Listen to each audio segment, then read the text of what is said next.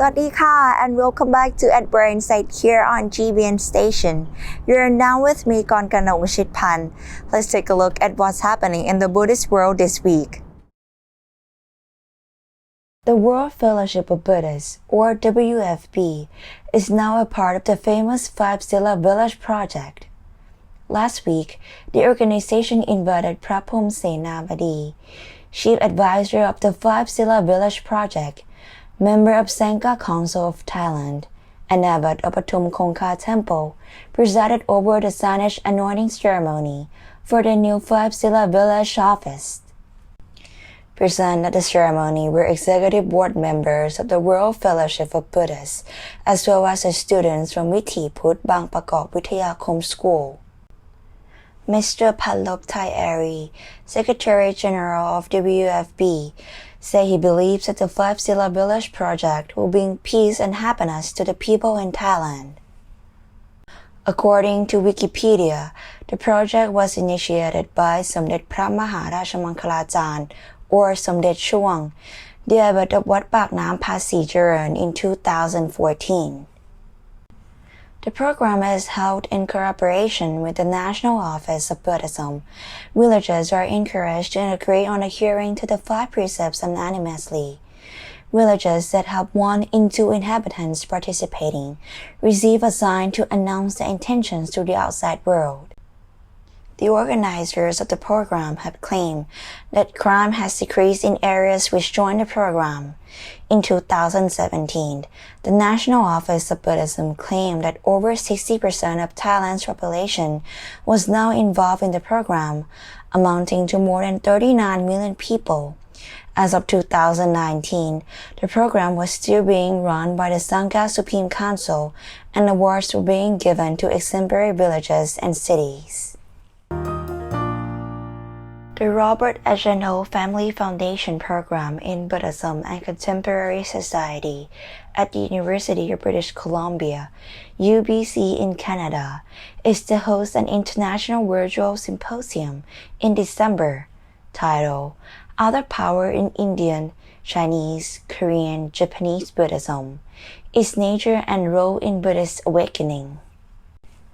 The event, scheduled to be held on 16 December from 5 p.m. Pacific Standard Time, is the first of a two-part series and will feature 5 prominent panelists: Professor Mark Bohm from the University of California, Berkeley, Professor David Echo from Boston University, Professor David Matsumoto from the Institute of the Buddhist Studies, Graduate Theological Union, Professor A. Charlie Smaller, Musashino University, and Professor Kenneth K. Tanaga, Musashino University. This event was originally scheduled as a part of the American Academy for Religion's annual meeting, but due to the coronavirus, this event and registration will be hosted virtually on Zoom by the Robert Agenho Family Foundation Program in Buddhism and Contemporary Society as our annual symposium, said the forum organizer.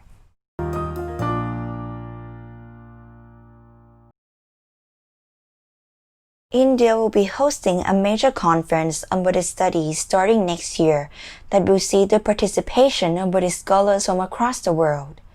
The annual event will be hosted by the Indian Council for Cultural Relations, or ICCR. In response to the World is One News questioned, President of ICCR Vinay Sahasrabudhe said this new initiative is about Buddhist studies. India is a major center for Buddhist studies. You have universities dedicated to Buddhist studies, and the world over scholars into Buddhist studies. India initiated a platform to bring all of them together in the need of the hour. The event will be a structured event and comes even as India has been sponsoring several Buddhist-related works across the world. India already hosts a conference on Indology. Sahasrabudhe explained, scholars who are into Buddhist studies will come over here and discuss, deliberate, and at the same time, we bring honoring the eminent scholars from various countries, that is schemes of things, and will be in a structured manner and come into effect from next financial year for sure.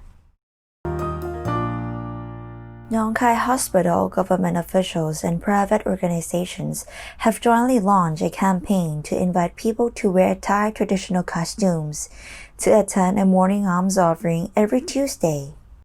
The traditional alms offering to 30 monks was held on the road along Mekong River bank near Thaisadet Market at 6:30 a.m. on Tuesday, November 17th, including local Buddhist devotees led by Provincial Governor Praseert Lucha Thananon.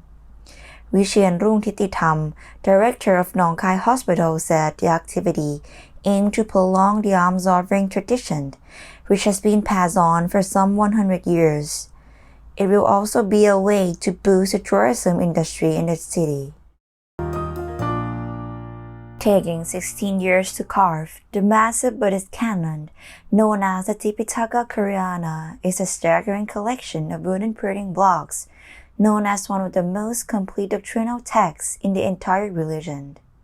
It is said not to contain even one error across its 10,000s of pages. Originally carved in the late 11th century as a devotional work meant to change the fortunes of feudal war in Korea by invoking the Buddha, the original version of the writings were eventually destroyed by Mongol fire. The second edition of the work, which still exists today, was commissioned between 1236 and 1251, again in an effort to curb an invasion of hostile forces. Once completed, this second collection of Buddhist doctrine, law, and philosophy covered 81,258 wooden print blocks, containing 82,382,960 characters. The mind-blocking work was moved to a temple known as Hainsa in 1398 and has been housed across 4 separate buildings ever since, weathering centuries of time. Today, the ancient birchwood tablets have all been treated to prevent any further decay and are still located in the same temple housing they have been for centuries. The building was specifically designed to keep optimum ventilation, temperature, and humidity levels, and even after hundreds of years, is done better than modern technology. In 1970, the blocks developed new dough after being moved to a newly built storage facility and will promptly return here for their long-term preservation. The collection is not only listed as a UNESCO World Heritage Site, but is also the 32nd National Treasure of Korea. If you have some belief that stop you from meditating, then you must watch this video.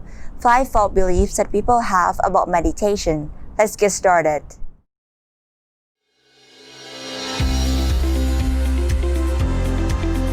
Number 1, you need to be in the perfect posture to meditate. Meditation is about the mind, but of course you need to be in a very relaxing posture to be able to stay still for a long time without moving at all. But if you pay attention too much on posture, that can become distractions as well, unless you want to look cool for your Instagram account. So ask yourself if you want to meditate for yourself, for your mind, or for your friends on Instagram. Number 2, you need to be gifted to meditate. That is not true.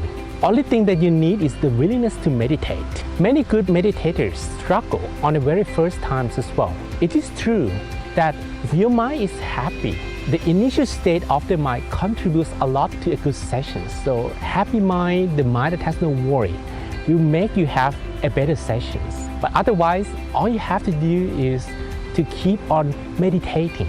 Number 3, you can stop thinking completely on the very first sessions. Yes and no. The good thing is, yes, you can stop thinking completely, but just for 1 or few seconds. If you do it right, that is not too difficult at all. But you can't hold that for long because your mind is still used to thinking. So you should be satisfied even though you can do it only for 1 second or few seconds. And if you keep on practicing, eventually that could become longer. So practice, and practice. Number 4, you need to sit, close your eyes and meditate. My master says that we can meditate 2 times, when our eye closed and when our eyes opened. So when we eat, when we walk, when we talk, when we do any activities, we can also keep the mind with ourselves and meditate as well. That will help us increase our self-awareness and reduce wandering thoughts, which will give many benefits, especially when you come back, close your eyes and meditate. But of course, closing your eyes and sit properly to meditate is easier. It's like when you eat. You can eat while doing other activities as well. You can eat while driving, or you can eat by walking. But the best way to enjoy eating, especially if you have good food, is just to sit properly and eat, right? And that is how we can enjoy meditation the best, when we sit down properly and meditate. Number 5, a meditation retreat will change your mind for good. Of course, once we join meditation retreat, our mind will become very calm, very still. But if we don't keep on practicing, you can lose that feeling very easily. It's like you want your body to be in a good shape, so you do exercise a lot. If you stop doing exercise, eventually your body could become weak again. So meditation requires constant practice. Intense practice during the retreat will help so that you can continue easier. But you have to continue after the retreats as well. The best karma to get rid of weeds from the mind. A master asks his students the best way to get rid of weeds. The students were curious why the questions were so simple. A student replied by pulling them out, by digging them, by suffocating them, by burning them, or by using herbicide. The master's mind listened to all the answers. He asked all the students to get rid of the weeds in their own way on the lawn of the temple. They were going to see the result in a year from then. After 1 year has passed by, everyone came to see the result of their work. Although they tried very hard, they couldn't stop the weeds from growing. Many had given up. The master smiled and said to the students, "Look at my lawn." The master's lawn, once covered by weeds, is now full of beautiful flowers, vegetables, and fruits. He said, the best way to remove weeds is to plant something else in the lawn. When you take care of those plants, the weeds can't stay there. This is also true for our mind. If we don't want our mind to wander aimlessly, worry about the past or the future, or stay full of negative thought and sadness, we should consider filling our mind with positive karmas and make it more beautiful. Once the mind is beautiful with positivity, it is protected from weeds, which is in this sense are negative thoughts and emotions. This is what mindfulness is all about. We protect our mind from negativity and allow only positivity to grow. It is an art of living a happy life when we have to face challenges that contaminate the mind the whole time. And please make sure to like and subscribe Mind Stories YouTube channel. And now it's time for the Lord Buddha's Dharma quote. Tame, he is supreme among those who tame. At peace, he is the sage among those who bring peace. Freed, he is the chief of those who set free. Delivered, he is the best of those who deliver. And now it's time for us to say goodbye. Please make sure to check out all episodes of our At Brightside News program on our website, gbnus.com. Thank you for joining us. Have a wonderful week. สวัสดีค่ะ